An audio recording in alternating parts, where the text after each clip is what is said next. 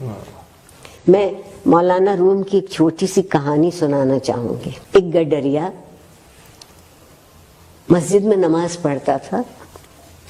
تو گاؤں کے امام مسجد سے اس نے پوچھا کہ سرکار، جو یہ میرے مویشی ہیں بھیڑ اور بکریاں، ان کی چراگاہ دریا کے پار ہے، ہمارے گاؤں میں کوئی ان کے خوراک کا سامان نہیں، تو میں روزانہ جاتا ہوں تو مجھے کشتی کے 2 آنے دینے پڑتے جانے کے، اور 2 آنے دینے پڑتے، تو میرے تو بہت پیسے خرچ ہو جاتے ہیں.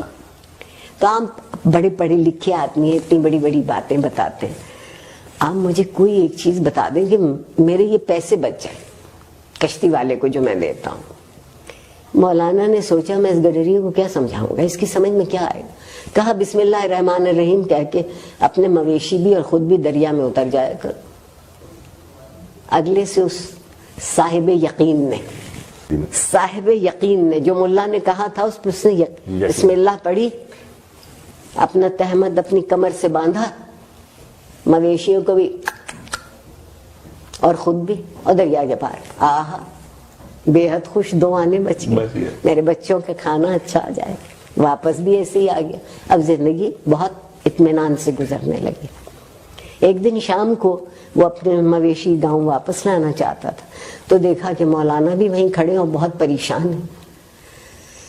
دنیا بھر میں دستور ہے کہ سورج ڈوبتے ہی کشتیاں الٹی کر دیتے ہیں. ملا کشتی الٹی کر دیتا ہے کہ اب جب سورج طلوع ہوگا تو پھر سفر کی ابتدا ہو. غروب ہو چکا تھا سورج.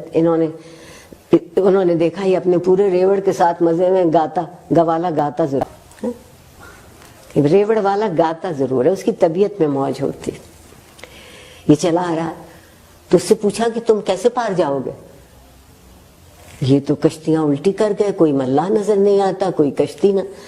اس نے کہا واہ مولوی صاحب واہ، مجھے تو آپ نے ہی بتایا تھا کہ بسم اللہ پڑھ کے دریا میں خود بھی اتر جانا، مویشی بھی ہو تم پار ہو جاؤ. تو آپ بھی بسم اللہ پڑھیے، چلیے میرے ساتھ. وہ چرواہا صاحب یقین تھا، یہ صرف صاحب گفتار تھے. انہوں نے بسم اللہ پڑھی، ذرا سا پانی گہرا ہوا تو ڈوبنے لگے، چیخے چلائے. چرواہا واپس آیا، آگے نکل گیا تھا، واپس آیا. کیا ہوا، خیر ہے؟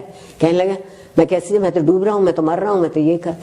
اس نے کہا خیر. اس نے انہیں اٹھایا، اپنے کندھے پر رکھا، اور جب ساحل پہ لا کے کنارے پہ اتارا، کہا مولوی صاحب یہ بسم اللہ تو آپ نے ہی مجھے بتائی تھی، تو آپ سے کیوں نہ دریا پار ہوا؟ انہوں نے کہا کہ جس یقین سے تم پڑھتے ہو وہ میرے پاس. زندگی کی مشکل حل کرنے کے لیے پہلی چیز یقین ہے، اور یقین تک پہنچنے کے لیے دوسری چیز